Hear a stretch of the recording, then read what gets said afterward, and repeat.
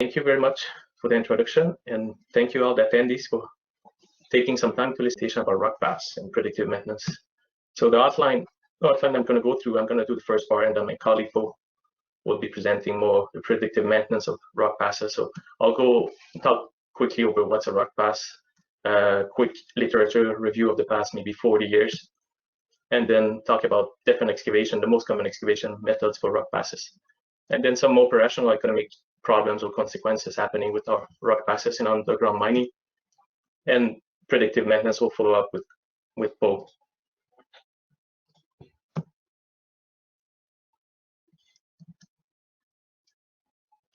So rock pass is mainly the vertical steeply inclined materials handling system that we have for the ore and the waste, and it includes also the chutes and the draw points, the rock pass discharging points as well. So, but they also, for us, rock pass also includes for predictive maintenance, production shaft, personal shaft, and ventilation shafts as well. So you see in this picture there, you have to extend it as you go deeper with your mining production.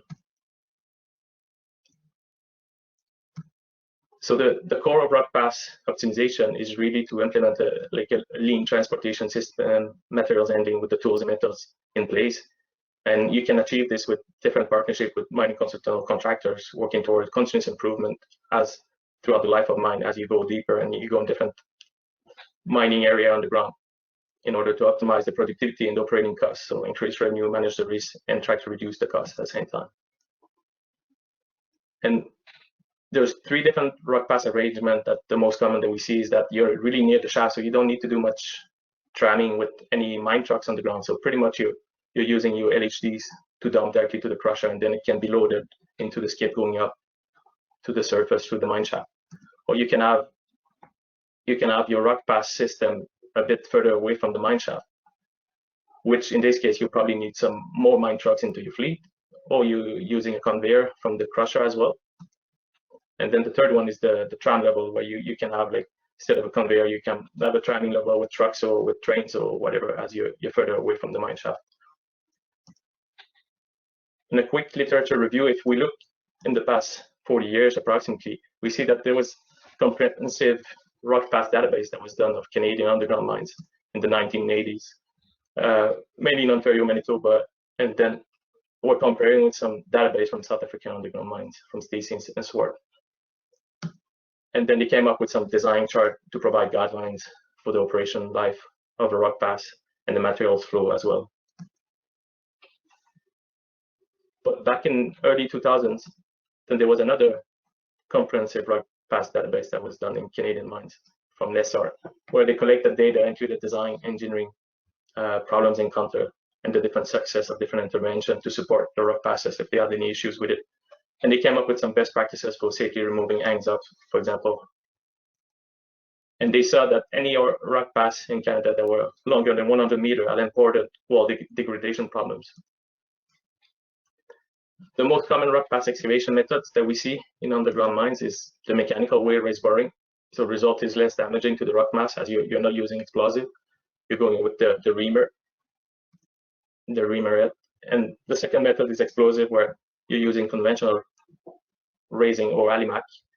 Normally it has a bit higher safety risk because you have the miners working in the race during the development and you're using explosive at the same time. And you can have a combination of both. So you do raise boring with the reamer head, and then the second you might do a slashing after to have a larger diameter of your race. So mainly the raise boring technique was developed in the 1940s in German coal mines. It was a good step, a first step towards safer mining, because you were removing the workers from the race, from the development, and you were removing using explosive at the same time. So, and then in the past 20 years, lots of developments been done with the mobile raise boring rigs, works on high strength rocks. So the reamer head works to any type of rocks nowadays, and working in deeper part of the mine, deeper underground. And the main advantages is that you're removing the workers, the miner, from there, so you increase the safety for the personnel. It's faster advancement. The pilot hole you're drilling goes a bit faster, and then you're pulling up the reamer head, so it goes quite faster. It leaves some like smooth walls in your race, and then this is good for ventilation shaft, for example, so better airflows. And then you can have lower cost of driving your raise bore because you're using less people and you can drill a bit faster and less randall to probably excavate as well. So, but on the other side, you also have some disadvantages, some problems, and that's where I'm going to move on now. You see some consequences that we see is that as you're using raise boring technique to develop your raise or your rock pass, is that you're getting some wall degradation as you're extending your mining excavation in deeper region underground.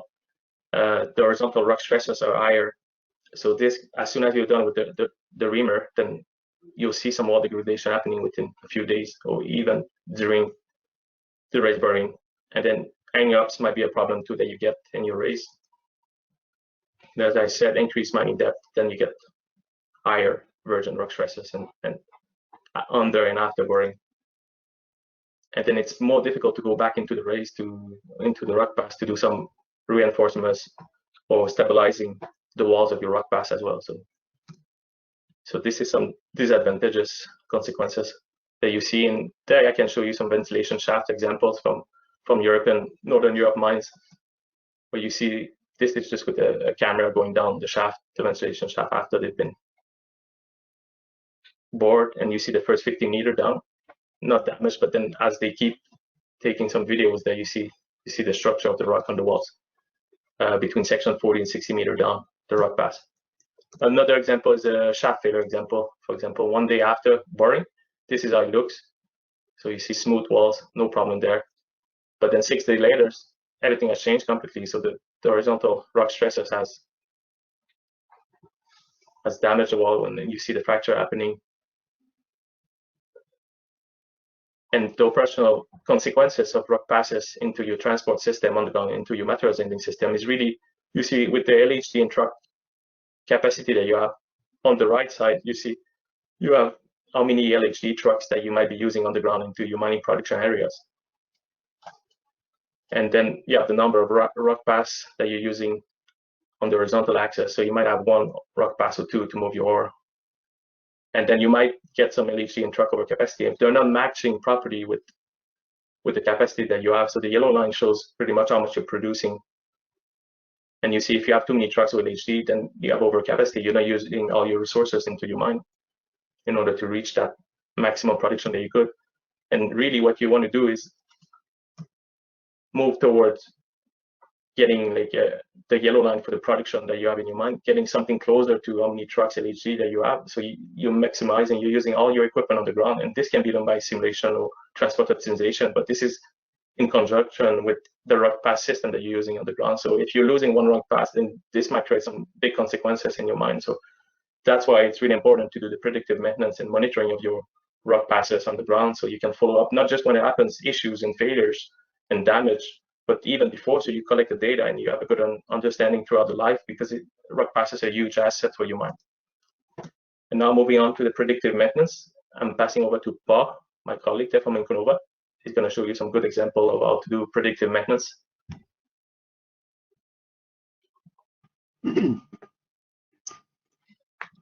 Good morning or afternoon, depending on the region that you are. Thanks, Matteo, for your explanations about the rock pass and literature. I'm going to yes.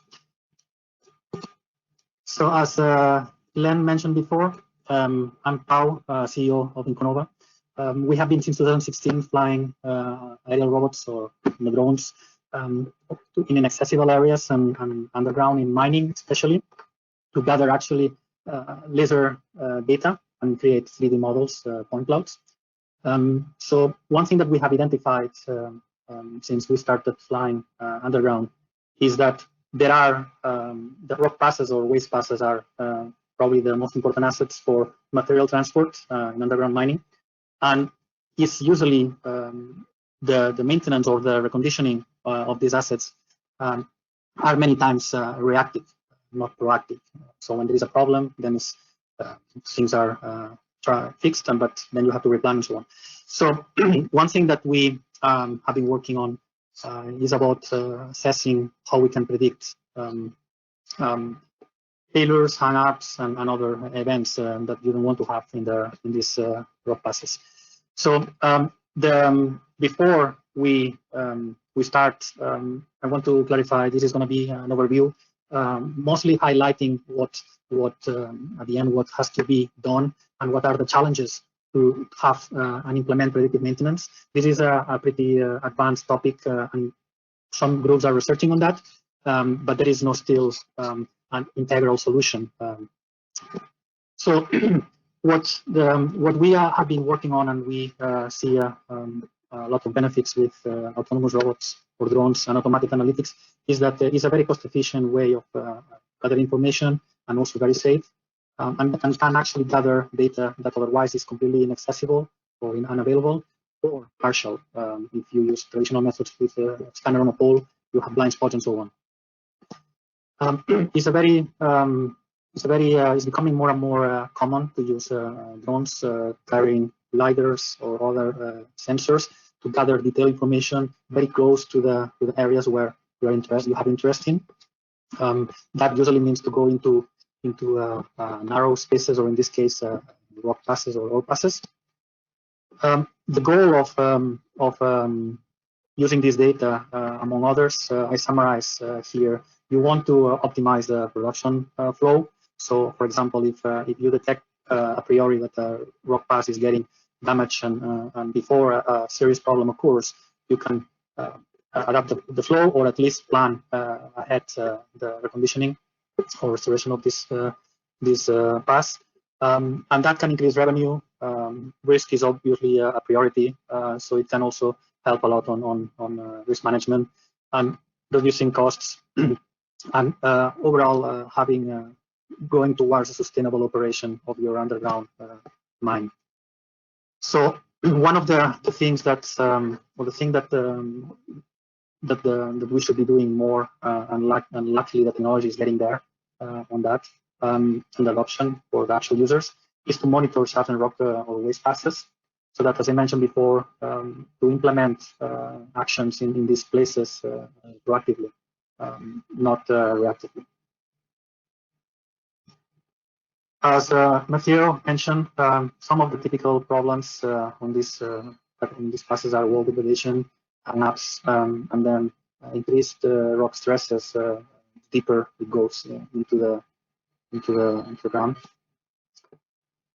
So we very simplified, because we don't have a lot of time to expand and go into very details. But in a nutshell, the vision is to have an autonomous 3D data gathering using mostly drones, because they don't need infrastructure, and they're autonomous, they don't need communication either.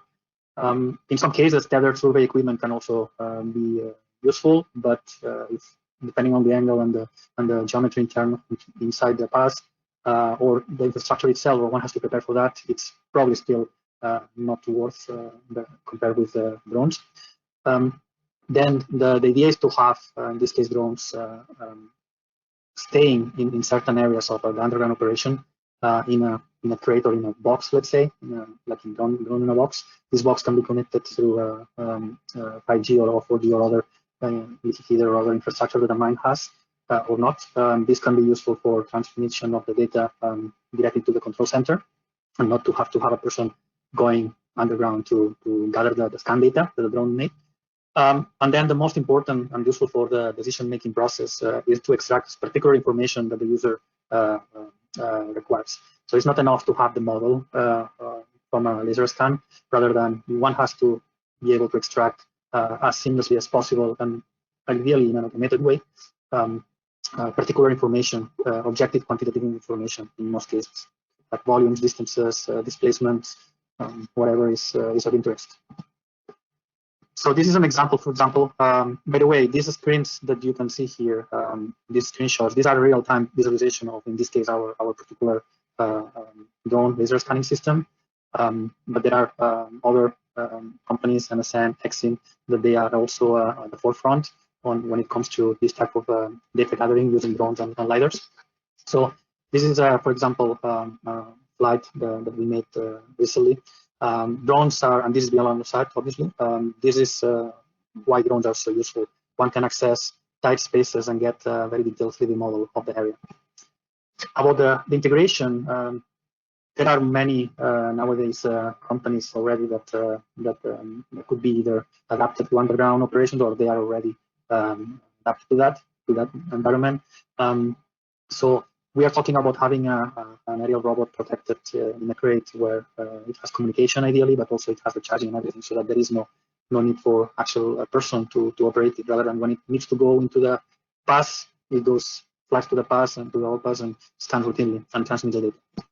The interesting, let's say the core of this presentation is more about giving an overview of what is already nowadays being possible to extract in terms of information from point clouds, even though this can be extrapolated to RGB/photogrammetry data, where you have also the texture, which is very useful.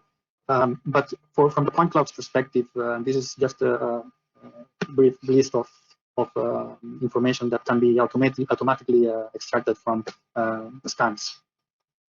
So we can identify and segment the specific objects or structures. Obviously, depends on the size and the type of structure, but this is being done already in some type of objects.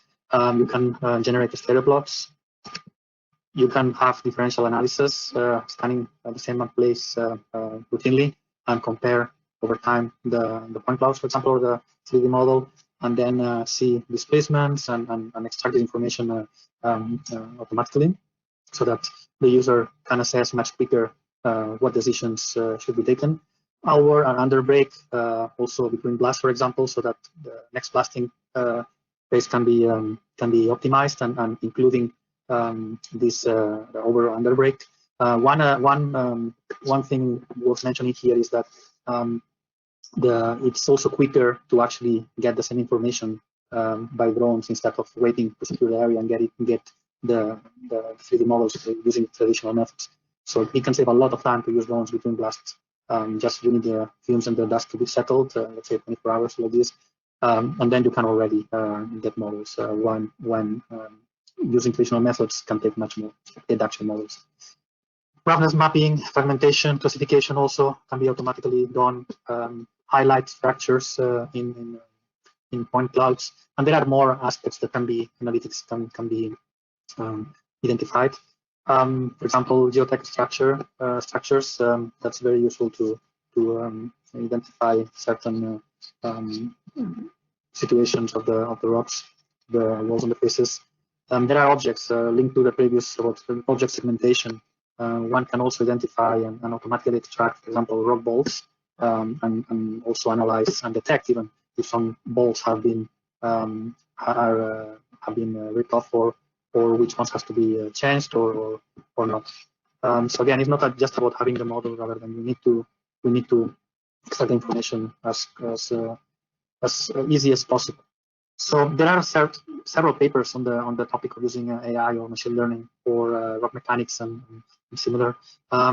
There is no much time to go in detail on here, but basically the idea is to generate a virtual model that actually one can use for assessing structural mechanics of the areas of interest, and learn from it, especially using machine learning to even assess certain health of these areas. The challenges are, I think, pretty obvious for most people, are that the survey data it's limited to be able to train data, machine learning or AI algorithms, and automate this type of analysis, because they are very complex areas and dangerous and pretty inaccessible. So it's not easy to automate and use autonomous robots for these areas. Variability and uncertainty is also a big challenge. The rock variability, there is a lot of uncertainty on the ore bodies and on the passes and everything. So it's hard to actually find patterns, which is the basis of machine learning and neural networks, to find patterns so that you can, given a new data set, it has learned from previous data sets and can extract certain conclusions. Similarly, the low fidelity, meaning low point cloud density or with blind spots and so on models is still more numerous than the actual detailed point clouds. So that's something that the users and the companies and the government or survey companies needs to use more this type of aerial survey systems for underground. There is there is a big in this type of cases. It's very the ratio between unknown and unknown is actually pretty dramatic. So that's why it's we will point out at the end in the conclusions that it's very important that the data that the companies are getting ideally should be shared. That's one recommendation, if possible, shared in some way so that groups researching on this topic for predictive maintenance can use it to train their algorithms. That's something that it's not common practice, but it's very important to get a large data set. So some conclusions, as I mentioned before, for actual implemented predictive maintenance and automated raw mechanics analysis and such, it's very important to actually have a quality and relevant data sets. And this is still pretty low accessible data sets, and the ones that exist usually are not accessible in general. So that's going to be a very strong limiting factor on developing this type of technologies. As I said before, all passes is probably the most complex area to survey with drones or any other system in most cases. So that impacts directly the amount of data that can be generated. The variability and uncertainty in these areas and raw mechanics in general, it's very important, more than in other machine learning applied areas. But the good news is that there is a strong interest on this from users, but also from research. And I will be more than happy to share some of the papers and more details on this topic. But for the lack of for the extension of this webinar, we have to leave it here. So thank you for your attendance. And now we are going to have a poll. We are going to give 30 to 45 seconds, if I understood, from the organizers. So please, it will be very helpful, and we will be very thankful if you can answer the question. And any other thing that you want to know about this topic, please contact Mateo and myself. You have my email there, and Mateo's also. So thank you, and we look forward to your questions. So the poll is up now, and we'll give another 5 seconds.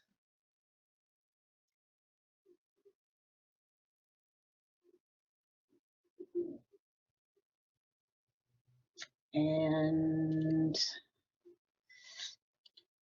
the results poll is that 58% said that they would routinely gathered or passed 3D geometric data. That's 58%, and 42% said that they would routinely gathered or passed visual data. Mm-hmm. Interesting. So hard to. So it's kind of what should one focus then? It's kind of 50-50. No, it's very good. It's very good. Actually, I expected more towards the visual data. Yeah, no, good. Thank you, Julian. Okay, so we'll now start the question period, and I would like to remind all attendees, please type your question into the question box. So first question, how closely do you work with a local technical group, example, the geologists, to help with predictive maintenance? I would assume it is very critical to understand the rock mass and the structures in the vicinity of the shaft/passes. Mm-hmm. It's a long question. So how closely do you work with the local technical groups? Yeah, to be honest, we actually have some talks. This is a pretty new topic. There are some research groups, but there is a strong interest from some clients. We have the user and the geologist and the surveyors. Their input and it's critical. So one needs both sides, right? The technical expertise, but you need to formulate the problem in a proper way so that you can apply the technology to find a solution. And the formulation is important, and there is no better input than the one coming from the actual users and the the surveyors and the geologists. So it's really something we really focus on getting that piece of the puzzle, the experts, let's say, and the ones that really face the problems and on their own work day. For fragmentation analysis, what are some of the challenges to accurately provide scale to the scan and thus accurate fragmentation analysis? Yeah, that's a good question. Usually, for point cloud data, the models are already scaled. So when you get a point cloud and you see 2 points at a certain distance, when you measure using your mining software or cloud compare or any software, that distance is actually the actual distance in the real object, let's say. So from there, if I understood well the question, by the way, from there you can basically get the fragmentation and identify different sizes of rocks and so on. There is we need to also be say that also the downside is that one cannot see actually what is behind others, right? But this is something we have behind other stones and rocks. And so this is something that that is still work in progress by some of our partners and some research groups, how to be able to do that in an accurate way. Okay, how much information can your technology gather on fracture aperture, fracture infilling, and alteration? Well, that's actually a good question. For the point cloud, it depends on. Fracture is actually a pretty complex geometric or let's say hard to identify in point clouds. So usually either the fractures are big enough to be identified or the point cloud is dense enough. For fractures, actually, it's to have actually photogrammetric data is actually much more reliable. But for what I have seen so far, fractures of a few centimeters, 2-3 centimeters, they are identifiable. Smaller than that, I would say that one has to go through RGB photogrammetric data 3D modeling. And we'll go for one last question. I guess it's to you, Paul. Do you prefer LiDAR, I don't know how to pronounce that, LiDAR data or photogrammetry data? To be honest, it depends on the case. It depends on, and that's something we always ask. We actually work with photogrammetric, hyperspectral, thermal. Sensor-wise, doesn't really matter for us. The experience that we have the most is with the LiDAR data, okay? And we particularly find it very powerful because the resolution at long distances is much better than photogrammetric data. Also, there is no need for lights and no shadows messing up with the photogrammetry modes and so on, because this is very dark. It's less sensitive to dust and humidity. So these are the advantages of LiDAR. However, for areas where you don't need to actually get models far away, because you let's say a rock pass precisely, you basically don't need a long range into your sensor, because the walls and around are relatively close, right? And the far away areas, you are gonna go there anyway.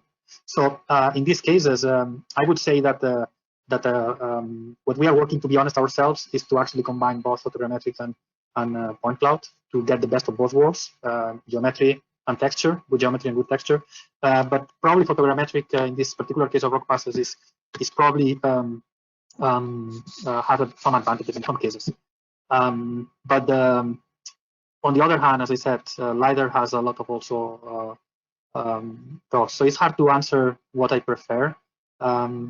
I would say that LiDAR, because maybe we are more comfortable and have a lot of experience, but it all depends on the use case, and that's what we work on, finding us the best solution for the client needs in our case.